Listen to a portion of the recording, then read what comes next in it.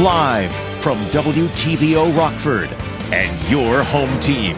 Eyewitness News at 5 starts now. The Rockford man accused of murdering his ex-girlfriend appears in court. We've learned who the last person was who saw her alive. In-demand careers. The local hospital offers up some major cash to bring in new talent. And State Line kids enjoy a fun way to cool off, all thanks to a local fire department. Good evening, I'm Mimi Murphy. And I'm Eric Wilson. The man accused of kidnapping and killing his ex-girlfriend Saturday appears in court for the first time today. He's being held on a $2 million bond. 46-year-old Rayshawn Smith was charged with first-degree murder, aggravated kidnapping, and aggravated unlawful restraint. Ashley Hardin was reported missing early Saturday morning from her Cole Avenue home in Rockford. According to the criminal complaint, Hardin and her son went outside after smelling gasoline. There was a car parked on the street, and she told her son to go back into the house. It was the last time Hardin was seen alive. A few hours later, Roscoe police discovered the 38-year-old's body behind a business on East Rockton Road. Police say they found Smith with a machete, Hardin's phone, and medication. He's due back in court August 31st. Domestic violence isn't just a problem locally. Calls to the Illinois domestic violence hotline number are up. Michelle Rave spoke with Remedies Renewing Lives about options for survivors. Anytime a person is in a relationship with someone who is controlling or violent, who chooses to use coercive control, they are at a heightened risk of danger. A recent report finds domestic violence continues to be a problem across the state. The Illinois Domestic Violence Hotline received more than 32,000 calls in 2021, up 9% from 2020. Becky Winstead is the Vice President of Domestic Violence Services at Remedies. She says survivors often reach out during different parts of their personal journey. We get a variety of requests. So sometimes people are, really in that moment where it seems so horrible, they feel stuck that there's no way out, and other people, just are trying to get a sense of how to cope with what they've experienced. But for many, leaving an abusive relationship is not as easy as just getting up and walking away. For many, it's a challenging situation. If the person who uses violence, the person who's controlling, has access to firearms, that can greatly increase the risk of harm to the person. In fact, the presence of a firearm in the home increases the risk of homicide by 500%. Just last year, over 11,000 FOID cards were revoked, many due to domestic violence cases, which is why Winstead stresses the importance of creating a safety plan. It's good to have a plan in place, even if it's something they don't think they have to utilize, but just to know what resources are available, what options are available. She also emphasizes there's no shame in asking for help. I would encourage anyone who feels unsafe in their relationship to reach out for help. We're not going to tell them to take certain steps. We're just going to support them in what they need and what they choose to do. So we're here to listen, and we believe survivors. Reporting for your home team, I'm Michelle Rave. Here at Eyewitness News, we want everyone to know there is help available to get out of a violent situation or relationship. We have a list of resources on our website, mystateline.com. Just click on the State Line Strong tab. 2 Rockford men are arrested accused of being in a stolen car early this morning. Rockford police spotted the car around 12:30 on Chatham Lane near Halstead and Rockton. Officers say as they walked up to it, 2 people got out and ran. Police caught the passenger, 21-year-old Desrion Hughes, after a brief struggle. Investigators say 23-year-old Tommy Knight hid in a nearby garage. A canine found Knight. He had to be taken to the hospital for minor injuries before he was booked into the jail. Police say there was a third person in the car. He hasn't been found. Officers recovered 2 loaded handguns from the vehicle. In Freeport, police investigate a pair of shootings believed to be gang-related. Officers responded to South Locust Avenue around 2 a.m. Saturday for a report of shots fired. They were later called to Freeport Memorial Hospital for a gunshot victim. Police say the 27-year-old had been taken to the hospital by a private car. He is expected to recover. The victim from a Thursday night shooting in Freeport has died. 30-year-old Shaquille Shorter was shot during a large fight in the area of West Pleasant Street and South Beaver Avenue. Officers found Shorter inside a vehicle that had crashed into a parked car. If you have information on either case, call Freeport Police or State Line Area Crime Stoppers. A local hospital offers some serious incentives to recruit health professionals. OSF Healthcare tried to fill the need with a job fair. Nurses are in the highest demand. Registered nurses, certified nursing assistants, patient care techs, and student nurses are all needed. OSF's incentives include up to $10,000 for experienced nurses. CNAs can get $4,000. The need is always here, whether it's COVID or other patient conditions that are bringing patients to us. We definitely have patients to care for, and we need staff to be able to provide that care. If you missed today's job fair, all available positions are posted on OSF's website. The Belvidere Fire Department gets creative for some fun in the sun. They turned on the fire truck's hoses for a block party. Everyone got to cool off at Belvidere Park as the firefighters sprayed water on the kids. And while today wasn't the warmest day we've seen lately, that didn't stop anyone from getting in on the fun. It's awesome. I mean, with everything that's been going on, it's nice to just see everybody out having a good time and laughing and just having fun.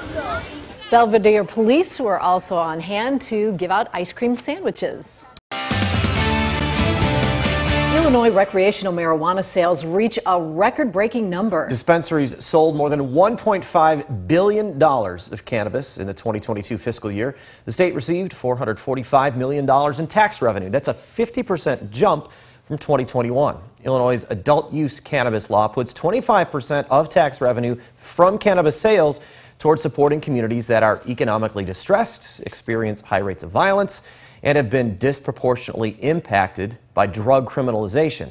That added up to more than $146 million to local governments. Vaccines targeting the COVID Omicron subvariants are becoming more of a priority over getting a second booster shot. The Biden administration's working on a fall vaccination campaign with the updated vaccines. According to the Washington Post, officials hope Moderna and Pfizer can make them available as early as mid-September. If they meet that deadline, it's unlikely the administration would authorize a second dose of current boosters to people under 50. A final decision is expected within days. Local advocates kick off a week of events meant to encourage drivers to make the change to electric. ComEd and Region 1 Planning Council are hosting Drive Electric Week 2022. They believe now's the time to consider EV for a number of reasons. Supporters point to climate change as a concern. Electric cars produce no emissions. Advocates also mention money with gas prices as high as they are. Organizers say education about the vehicles is important. So that's one of the biggest things that we're trying to combat, is just educating people on what is typically known as range anxiety and how as a region we're trying to address that. So here, at least within the Rockford area, we have enough electric vehicle charging stations that people don't feel that anxiety. You can see a full list of events for Drive Electric Week by finding this story at mystateline.com. A Rockford woman makes history. Marcy Cascio-Hale was sworn in this morning as the first female state's attorney for Williamson County. That's in downstate Illinois. She'll serve the remaining term of the prior state's attorney and plans on running in November's special election.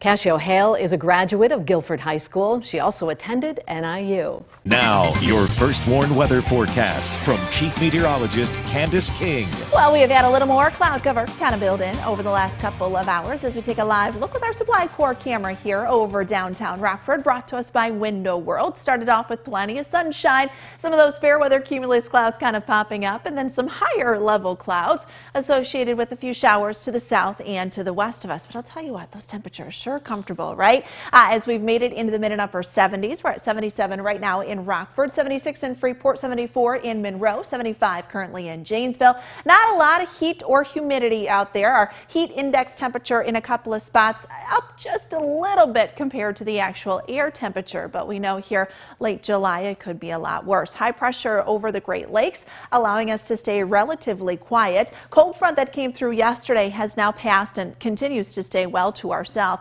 That's where we see some of the showers down to our south and then off to the west. The showers out to the west tied into this upper level low. As we look at water vapor, you can really kind of pick that out. We've got moisture. Remember, water vapor shows us where we kind of have these disturbances in the middle part of the atmosphere, but where we also have more moisture and where we have dry air. So when we look at this, we've got this counterclockwise spin moving out of the Dakotas into the upper Midwest. So the showers to our west tied into that low. Now that low is actually actually going to pass to our north, pulling a cold front through late tomorrow evening and during the overnight. And that could actually give us a chance for maybe a shower or thunderstorm going into Wednesday morning. But for the rest of this evening, we are going to stay pretty quiet. The northwest wind we've had today, that does begin to shift around to the south later tonight and into the afternoon tomorrow. So as our wind shifts a little more to our south, we'll see just a slight increase in that dew point temperatures going through the afternoon. We should stay mostly dry for tomorrow, upper 70s, low 80s for our highs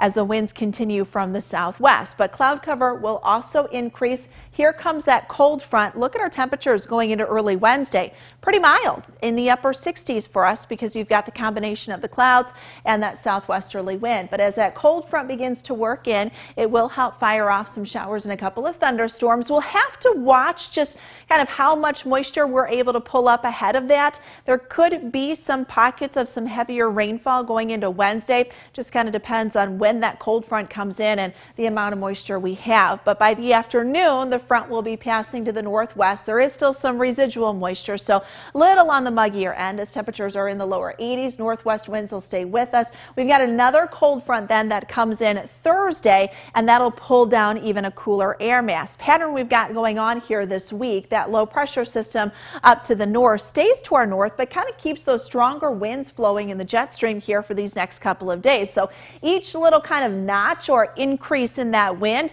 helps pull a cold front through and helps kind of further increase some of that cooler air. We're looking at our temperatures here aloft. So where you have that green versus the orange and the red, that's an indication of cooler air aloft and underneath that northwesterly flow. So that'll actually help keep our temperatures a little bit on the below average end, or at least close to where we should be here for the end of July. No big warm-ups expected throughout the week. So 59 degrees, that's where we'll go for tonight. Clouds, they continue to increase. I did add in just a quick light passing shower possible after midnight. 82 for tomorrow afternoon.